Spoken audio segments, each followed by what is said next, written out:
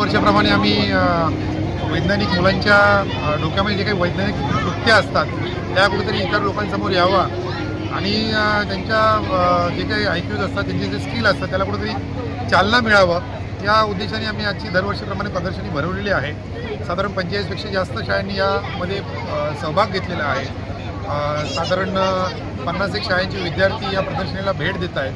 साधारण आम्ही एक 25 बसेस आमच्यातर्फे ऑर्गनाईज करून दिलेल्या आहेत आणि शाळांच्या स्वतःच्या 50-60 बसेस आहेत ज्या दिवसभर 2 दिवस धावत आहेत आणि विद्यार्थी भरून इथे येतात आणि प्रदर्शनीचा लाभ घेत आहेत.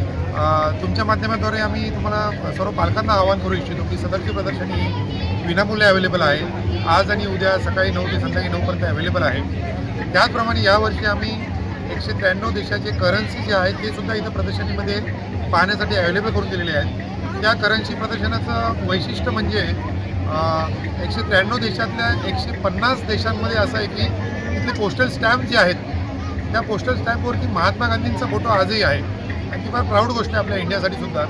आणि सेकंडरी म्हणजे इंडोनेशियासारखा जो मुस्लिम बहुल देश आहे किंवा जो मुस्लिम प्रधान देश आहे त्याच्यामध्ये सुद्धा त्यांच्या नोटेवर सुद्धा आज गणपतीचं चित्र आहे आणि कंबोडिया वगैरे सारख्या देशाच्या करन्सीवर सुद्धा गौतम बुद्धांचा फोटो आहे. तर भारतीय कल्चर जे आहे त्या कल्चरमध्येच एक वैविध्यपूर्णता, एक रिचनेस आहे ती कुठेतरी आपल्याला इंडियामध्ये त्या बाहेरसुद्धा ती जाणवते.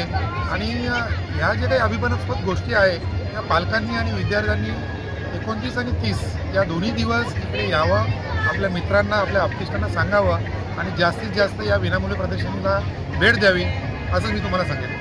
धन्यवाद. हां, नमस्कार, माझं नाव निया जितेंद्र भागवत. आमच्या प्रयोगाचं नाव पवन ऊर्जा व त्याचा वापर. इकडे जी हवेला टच केल्यावर फिरते ती इकडे ना ती पवन चक्की ना एक पॉवर जनरेटर ती या वायरमधनं खाली येऊन या पॉवर बॉक्समध्ये जाते.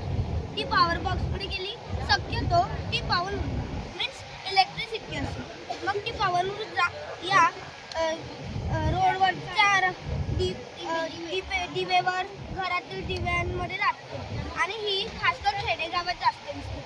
ह्याची उंची 500 आणि त्यांच्या पाट्याची उंची 200 फूट असते.